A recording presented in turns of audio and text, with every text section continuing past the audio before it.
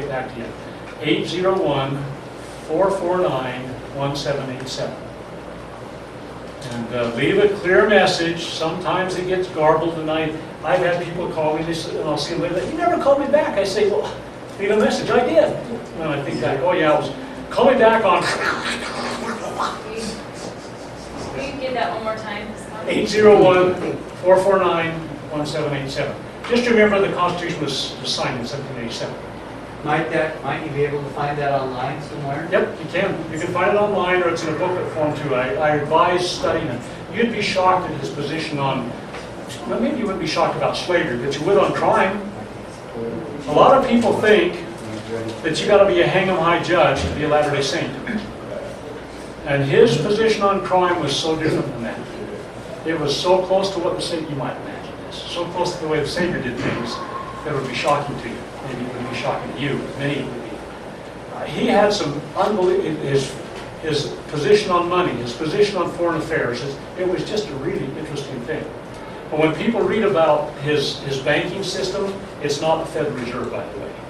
It's not. So don't get deceived. I've had people say, he's for the Federal Reserve. No, he isn't. Read it carefully. We'll show you the differences. Anyway, so he ran for president in 1844. Hiram Smith was closely associated with that. He said, we engage in the election the same as any other principle. You are to vote for good men. If you do not do this, it is a sin. To vote for wicked men, it would be sin. Choose the good and refuse the evil. Men of false principles are preyed upon us like wolves upon helpless lambs. So Okay? you're saying it's a sin to vote now? No, for For wicked people. I can't tell you how many people I voted for that didn't make it to office and how many I wrote in. There you go. See? I mean, but you got to pick good people to put in that too anyway. But the fact is, don't put Mickey Mouse in. But anyway, here's Joseph. Joseph Smith. He said, we shall have the satisfaction of knowing that we've acted conscientiously and have used our best judgment, and if we have to throw away our votes, we had better do so upon a worthy rather than an unworthy individual who might make use of the weapon we put in his hand to destroy us. Isn't that interesting? Now, it's interesting to me, and I'll just comment on this before I go to that. How's that for a roundabout way of saying it? In Joseph Smith's time, there were two parties. Not the Republicans and Democrats, it was the Whigs and the Democrats, right? What? The Whigs. W-H-I-G-S, okay? And he said that they would not vote for the two-party system. They would, as we said here, rather throw away our votes than vote for the individuals that were being run in the two-party system, because they had both become corrupted. Is there a parallel today? I wonder. Anyway. Okay, let's. I put this one in here, and you'll see in a minute why. Because I redo the quote with apologies to John Whitsoe. John Whitsoe was a member of the 12th, and a brilliant man, scientist. And he was very eloquent in his words. He says, it is a paradox that men will gladly devote time every day for many years to learn a science or an art. Yet will expect to win a knowledge of the gospel which comprehends all sciences and arts through perfunctory glances at books or occasional listening to sermons. The gospel should be studied more intensively than any school or college subject. They who pass opinion on the gospel without having given an intimate and careful study are not lovers of truth, and their opinions are worthless. So can you see my motivation for the study of the Book of Mormon and Jesus the Christ?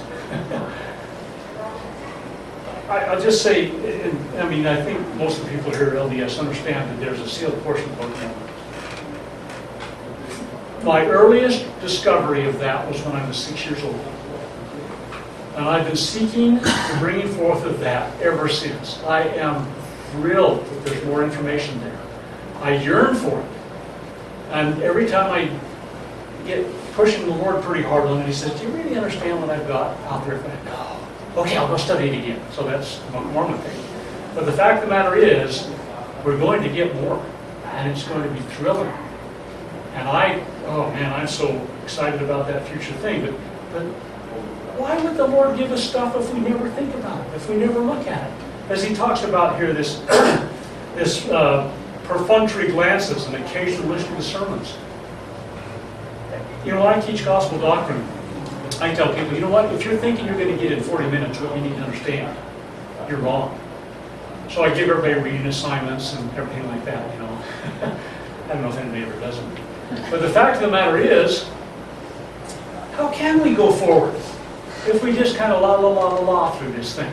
Think of Homer Simpson tripping through the tulips or whatever. Anyway, I just, oh. Okay, so, some of the younger ones got that. But at any rate, almost everybody's younger than me here, but that's the, okay. So, with apologies to John Whitson, I modified his statement. You can take this one for what you want, but his was a good one. It is a paradox that men will gladly devote time every day for many years to learn a science or an art, or even a diversionary recreational pastime. We passed a lot of those people on the freeway down here. Anyway. Yet will expect to win a knowledge of the foundation principles of proper government through perfunctory and rare glances at books or occasional listening to political sound bites. If it is to be preserved, the cause of liberty should be studied more intensively than any school or college subject. Remember, this is me. Take it for what it is. They who pass opinion on the proper functions of government as originally intended and established under the United States Constitution without giving it an intimate and careful study are not lovers of truth, and their opinions are worthless. So goes my opinion. Anyway, John Adams had a similar opinion about the necessity of studying some of these things. He wrote this to his wife. And by the way, some of these things by the Founding Fathers are found in my book, so if you ever were interested in finding original sources, there's stuff in there about that. The science of government is my duty to study. More than all other sciences, the arts of legislation, administration, and negotiation ought to take place of, indeed to exclude in a manner, all other arts. I must study politics and war, that my sons may have liberty to study mathematics and philosophy. My sons ought to study mathematics and philosophy, geography, natural history, and naval architecture, navigation, commerce, and agriculture, in order to give their children a right to study painting, poetry, music, architecture, statuary, tapestry, and porcelain. You know, we have so long time left that study of proper government. And we're not even dabbling into things like architecture, statuary, and porcelain. How about those? What's your favorite sports team in here? I mean, or your favorite school team, or what? We have forgotten that we got to have a foundation before we can preserve all the other good things. Here's what Noah Webster said. This is in my chapter on education. God commands you to choose for rulers just men who will rule in the fear of God. The preservation of a republican government, by the way, it has nothing to do with parties. This has to do with the form of government, like a constitutional republic, which is what the Nephites had and which we had originally. Depends on the faithful discharge of this duty. If the citizens neglect their duty and place unprincipled men in office, the government will soon be corrupted. Laws will be made not for the public good so much as for selfish or local purposes. Corrupt or incompetent men will be appointed to execute the laws. The public revenues will be squandered on unworthy men, and the rights of the citizens will be violated or disregarded. Are we there yet? You hear your kids as you're driving on the long vacation to Yellowstone. Are we there yet? Are we there yet in government? I suspect that we passed that bridge and we're way into that zone now. Here's another Noah Webster. When a citizen gives his vote to a man of known immorality, this is on my chapter of the moral imperative. When a citizen gives his vote to a man of known immorality, he abuses his trust and betrays the interest of his country. Wow. Is sexual purity the only way we can measure this? No.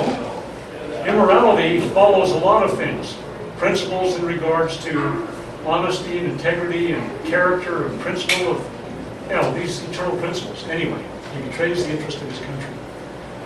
Well, here's what Ezra Taft Benson said. Unfortunately, we as a nation have apostatized in various degrees to different constitutional principles as proclaimed by the inspired founders. We are fast approaching that moment prophesied by Joseph Smith. What was it? The National Constitutional Language? That was it, by the way, 1987, October. Okay, by show of hands, how many have been born since then, just for the fun? Since 1987? Oh, since. Yeah. They said before. So there are a lot of young people that never heard those words come from his mouth. That was 26 years ago, folks.